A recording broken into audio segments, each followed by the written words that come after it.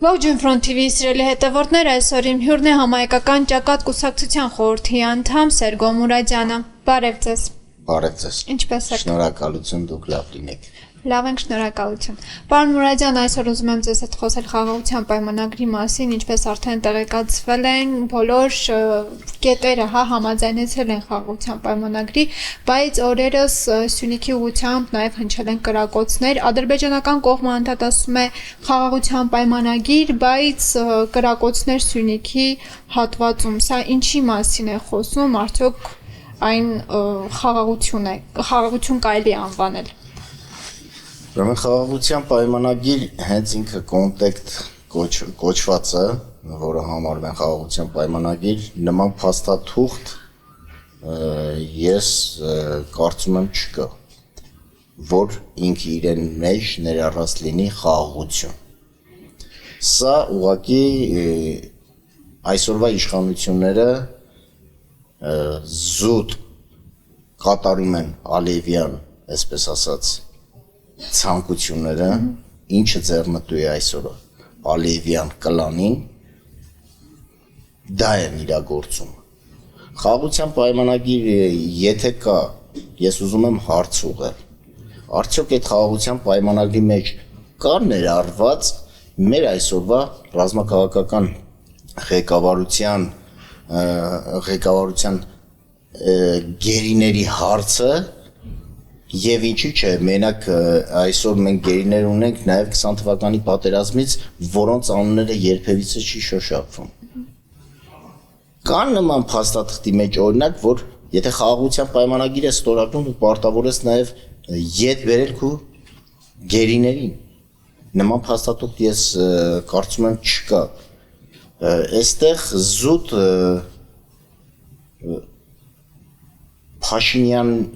Փաշինյանի կառավարական, այսպես ասած, կլանը տանում է նրան, որ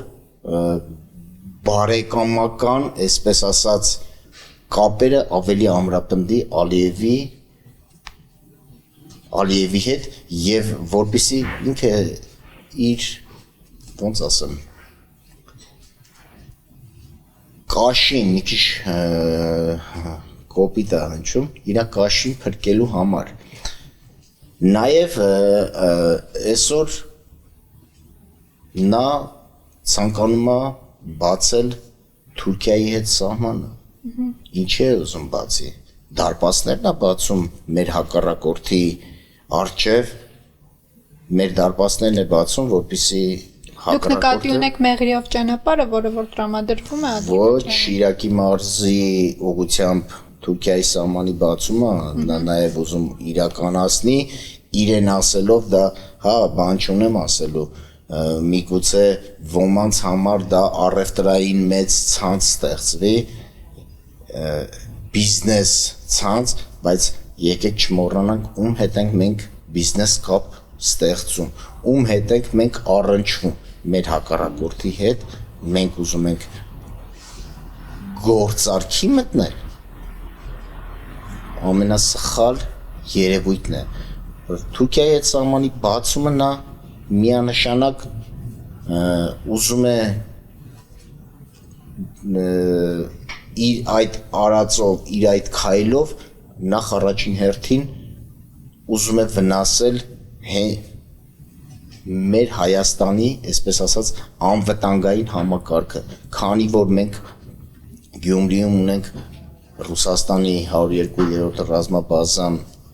այնտեղ, որը տեղակայված է, դուք ինչ եք կարծում Թուրքիայի հետ սահման բացելը նույն ռուսական այդ զորքը պետք է տեղակայված մնա, ոչ, նրանք երբեք թույլ չեն տա, որ համ սահմանը բացվի, համ ռուսական բազան այնտեղ տեղակայվի, իսկ այսօր մեր առաջի անվտանգային, այսպես ասած, երաշխիքը, որը մեզ կարող է պաշտպանել եւ մեր հետ համագործակցել, դա ռուսական թևն է, ռուսական կողմն է, որին մենք կարող ենք հենվել, որի հետ մենք կարող ենք պայմանագրեր կնքել եւ աշխատանքներ տանել մեր երկրի ամրապնդման, մեր երկրի, այսպես ասած, բարելավման համար։ Իսկ ինչ վերաբերվում է Սյունիքի ուղղությամբ նա արդեն Ալիևին խոսք է տվել, որ պետք է միջանցք տա։ Իսկ այս կրակոցները ձեր ասած, որ կրակոցներ են հնչել մեր ուղղությամբ, ինչը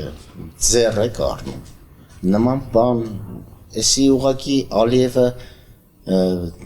գնում է նրան, նա վաղ թե ուշ կրկին սկսելու է հենց Սյունիքի ուղղությամբ չի բացառվում, որ սկսի նաև նորից պատերազմ։ Նրան այդ միջանցքը շատ անհրաժեշտ է։ Նա ուզում է այդ միջանցքը։ Հա, ուզելը մի բան է, բայց տալը մի այլ բան է։ Նա ուզում է ինչի համար։ Նա ուզում է, որ ինքը իրենով ճանապարհը վերահսկի։ Եթե ինքն է ճանապարհը վերահսկես, մենք այնտեղ կորցնում ենք մեղրին, կորցնում ենք մեր, այսպես ասած, էլի հարևան երկրի Իրանի հետ մեր կապերը, որոնց հետ էլի մենք դեռ շատ աշխատանքներ ունենք կատարելու։ Ուղղակի այստեղ խաղաղության պայմանագիր չեմ տեսնում։ Նա ամեն ինչ անում է խաղաղության ֆոնի տակ կործանում է մեր երկիրը, բայց չկա նման փաստաթուղթ։ Եթե կա, նա պարտավոր է այդ փաստաթուղթը հրապարակայնորեն դա հայտարարել ժողովրդին, բայց չկա նման փաստաթուղթ։ Նրանք դա անում են իրենց, այսպես ասած, կլանի մեջ ոչ օբյեկտիվ ժողովրդին ոչինչ տեղը չպայելով։ Ըստ խաղաղության պայմանագրի այնուամենայնիվ մեղրիով ճանապարհ է տրամադրվում Ադրբեջանին։ Մենք ասում ենք ճանապարհ, բայց հստակ գիտենք, որ խոսքը միջանցքի մասին է։ Այո։ Արդյոք այս խաղաղության պայմանագրի մեջ ինչ որ հայանպաստ կետ կա, որը որ մեր հայրենիքի համար է լավ։ Գիտեք ինչ, միգուցե հիմա մենք որ ուզենանք անընդհատ այսպես շահարկել խաղաղության պայմանագիր, ես չեմ հիշում գետ մի բան, որ այսօրվա իշխանությունները հանուն Հայաստանի անվտանգության շահի, հանուն հայ ժողովրդի մի, այսպես ասած, լավ գիծ բերեն։ Չկա նման կետ։ Ուղղակի ես չեմ հասկանում, որտեղ են մեր ժողովրդի աշկերը, որտեղ են մեր ժողովրդի ականջները, որ չեն տեսնում, չեն լսում, այս կամից հետո դեռ զոմբիացված, այսպես ասած, մասան դեռ գնում է փաշինյանական կլանի հետևից։ Նման փաստաթուղթ, որ մեր երկրի համար շահավետ լինի, մեր երկրի համար օգտակար լինի, ես ինքս չեմ հավատում, որ փաշինյանական այս միջավայրը կլանը կարա մեր երկրի համար մի լավ բան բերի։ Գալու է ժամանակը, որ Փաշինյանը իր ընտանիքով սիրուն հեռանալու է երկրից, չի հեռանալու, թռցնելու է երկրից եւ իր կողակից այդ լավ խոսացողները սիրուն այսպես կանգնելու են այն հաշտակի առաջ, որ հետո այդ հաշտակի մեջից դուրս չեն գալու ոչ մեկը։ Ուղղակի ցավոք սրտի արդեն մեր երկրի, այսպես ասած, վիճակը վատթարացած, ել ավելի վատթարացած վիճակում են թողնելու։ Բայց դուրս կգա, այս ամեն ինչի մեջից դուրս կգա եւ կտեսնեմ բոլորն էլ այդ իրենց իսկ հրապարակած խաղաղության պայմանագիր կոչեցյալը արդյոք խաղաղության պայմանագիր է, թե կորի Հայաստանի կործանման պայմանագիրն է, հայաթափման պայմանագիրն է։ Բայց երբ կտեսնեն ստորագրելուց հետո, Գիտեք ինչ։ հիմա չի հրապարակվում։ Հիմա չի հրապարակվում ինչի համար, նա պետք է Ալիևի բոլոր ցանկությունները կատարի, այնուհետև իրենք ասեն դու ազատ ես։ Մի քիչ նաև խոսենք Արցախի մասին, պարզ է դառնում, որ այս պայմանագրով նաև Արցախի հարցն է վերջնականապես կարծես թե փակվում, դուք ինչ կասեք սրա վերաբերյալ։ Նաև ես լավ հնչեցրեցիք, խաղաղության պայմանագրի մեջ նաև ես կուզենայի իմանալ, ինչու՞ չէ Արցախի հարցով ինչ որ մի կետ, մի դրույթ կա, թե ոչ, չէ, Արցախը պետք էր Ալիևին Նիկոլի թեթև ձեռքով հայաթափում արեց, ամբողջին տեղափոխել տվեց Հայաստան և դեռ հիմա էլ Արցախի հարցը փակելուց հետո նա անցել է Հայաստանի թևի ուղղությամբ, ուզում է Հայաստանը հիմա էլ հայաթափություն անի, թրքացնի, նրա ամբողջ վարած քաղաքականությունը տանում է դրան, զուտ տանում է այն նրան, որ Ալիևի այն ծրագիրը, որ Արևմտյան Ադրբեջան, որ նա միշտ կոչում է, դա է ուզում իրագործի։ Դրա համար Ալիևը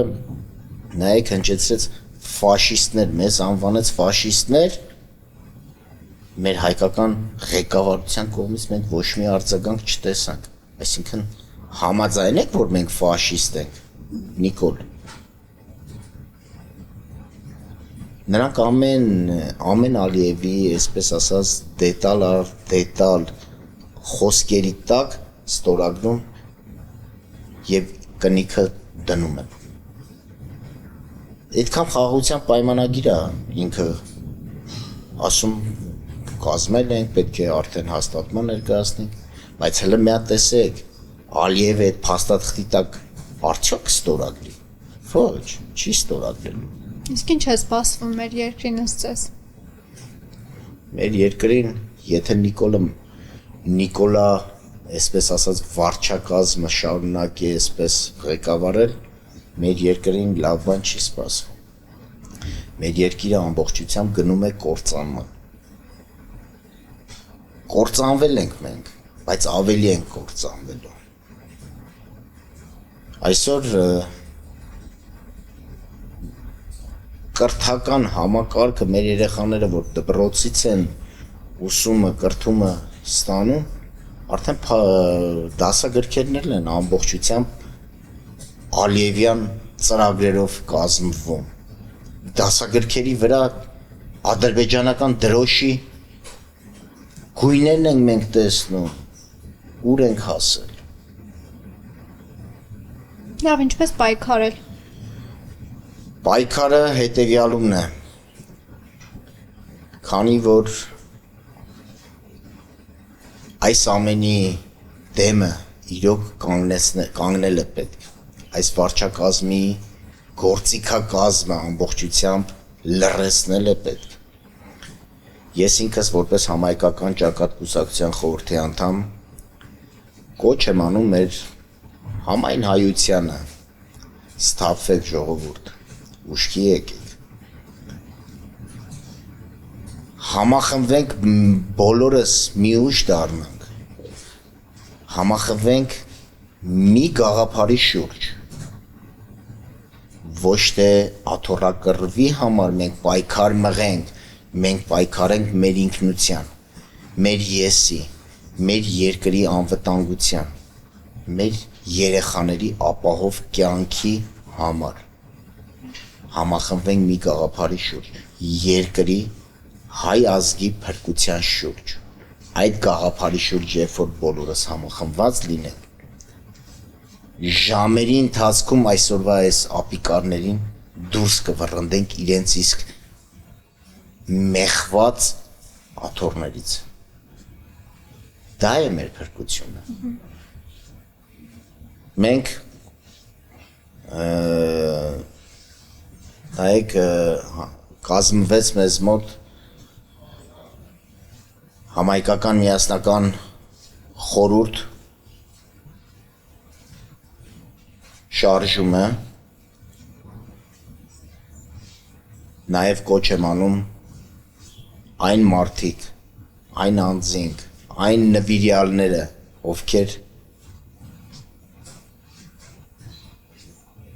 այս ազգի համար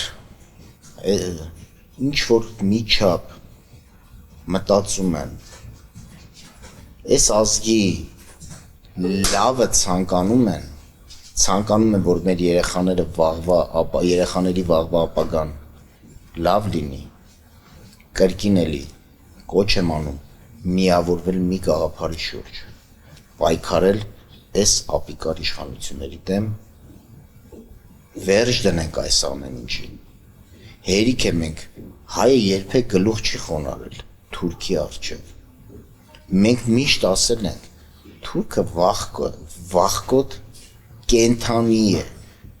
Մենք երբևիցե չենք վախեցել նրանցից։ Նրանք են մեր դեմը գլուխ խոնարհել, մեզանից վախեցել։ Բայց այսօր արի մի տես մի հատ Նիկոլ ինչպես կործանեց ողջ հայ ազգի, ինչպես հայի թասիբը հայի են արժանապատվությունը գցեց գետին։ Մենք սրան արժան չենք։ Հայը կրկին ոտքի է կանգնելու, հայը կրկին իր դեմքը ցույց է տալու, իր ուժը ցույց է տալու, բայց բոլորը կանգնելու են պատասխանատվության առաջ, բոլոր այն մեղավորները, ովքեր կանգնել են սատար այս սատանայական վարչակազմի կողքին և իրագործել են հայ ազգի կործանումը,